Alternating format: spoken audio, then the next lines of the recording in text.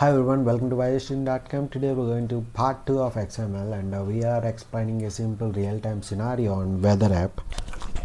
If you see here in this image, you can see this two types of XML files. That is, one is web input and web output, and we have an app named this is a simple web application to get weather app.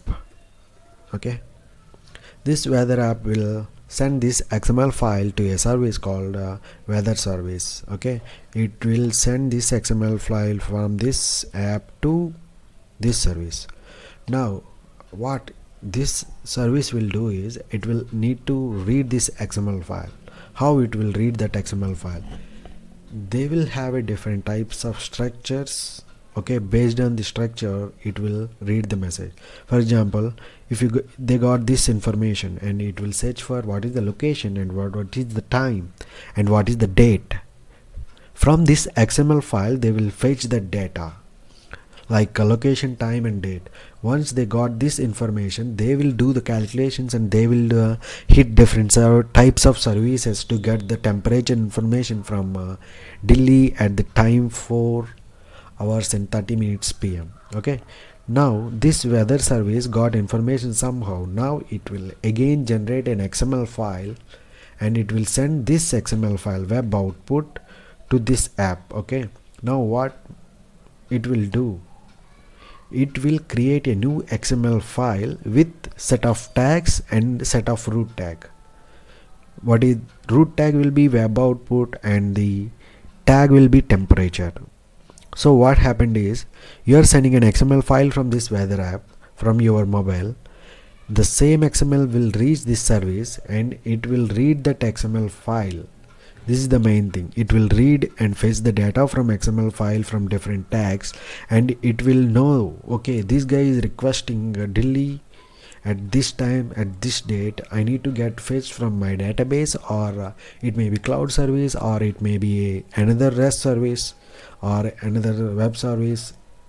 It will get the data from somewhere, this weather app, and it again generate an XML file to send again requester. I mean, this guy requester, and this guy send response back to this requester app. That is a web output and the temperature. Now this app will read this XML file and it will give that information. This is the how the real-time scenario will work.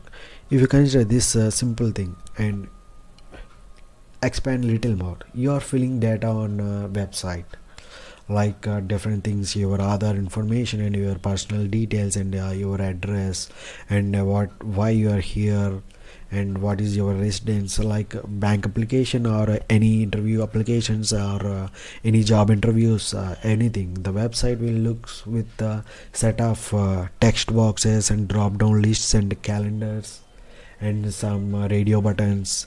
Things are like this. At the end they may transfer this total text fields in the form of an XML. Just like, for example, this app will have 2-3 text boxes, and in the text box you will have what is the location you want to select, and what is the time you want to select, what is the date you want to select. Once you select those information and you click the submit button here, and it will generate an XML file and it will send to this web service, and this web service will understand that XML file and give response back to this XML.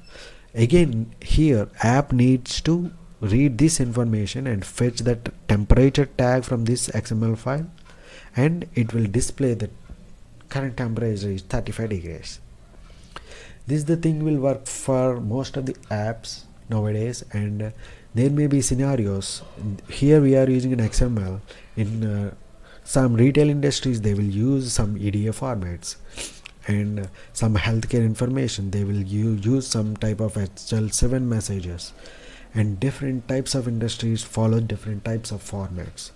Now you guys need to understand is the format XML here, how it is reading, how this weather service is reading this XML file. Okay, how this app is reading this XML file, how this app is generating this XML file. These are the things we'll talk on later in this series. And thank you very much for your time, and have a nice day, and get back to you shortly. Subscribe for more videos. Thank you very much.